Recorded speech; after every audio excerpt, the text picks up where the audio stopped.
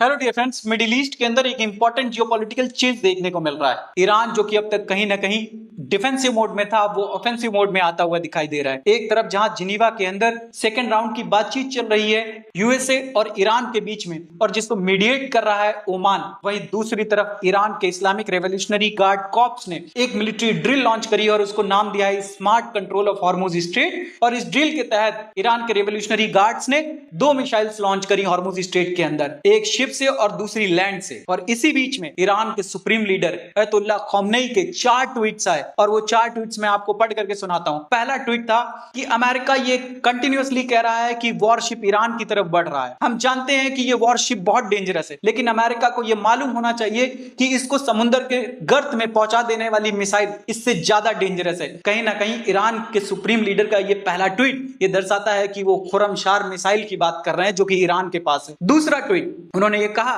कि यूएस हमेशा कहता रहता है कि उसके पास वर्ल्ड की स्ट्रॉन्गेस्ट आर्मी है। हम ये जानते हैं कि उसके पास वर्ल्ड की स्ट्रॉन्गेस्ट आर्मी है, लेकिन इतना याद रखना कि इस बार ऐसा हिट करेंगे कि दोबारा आप उठ नहीं पाएंगे। और तीसरा ट्वीट, यूएस के प्रेसिडेंट ने ऐसा कहा था कि उन्होंने इस्लामिक रिजीम को 47 साल तक डिस्टर्ब नहीं किया। अच्छी बात है कि उन्होंने इस बात को एडमिट किया, लेकिन ये बात वो जान ले कि वो आगे भी इसको डिस्टर्ब नहीं कर पाएंगे। और चौथा और लास्ट ट्वीट ये है अभी तक का कि उन्होंने ये कहा कि ये कहीं ना कहीं अमेरिका का एक फ्रस्ट्रेशन है कि किस तरीके से उसकी एक ऑपरेसिव और करप्ट जो लीडरशिप है वो खत्म होने के कगार पे है। वरना वो ईरान से ये क्यों कहते कि ईरान अपनी जो मिसाइल की रेंज है उसको कम कर दे या लिमिट कर दे। ईरान के सुप्रीम लीडर के ये 4 ट्वीट्स और ईरान की इस्लामिक रेवोल्यूशनरी गार्ड कॉर्प्स की ये मिलिट्री ड्रिल कहीं ना कहीं ये दर्शाती है कि ईरान को ये बात साफ समझ में आनी शुरू हो गई है कि बातचीत के बहाने से अमेरिका अपनी मिलिट्री स्ट्रेंथ को बढ़ा रहा है उस रीजन में। क्यों? क्योंकि जिनीवा टॉक्स में इन्होंने जिस तरीके के प्रपोजल्स ईरान के सामने रखे कि ईरान पूरी तरीके से अपने यूरेनियम इनरिचमेंट प्रोग्राम्स को रोक दे,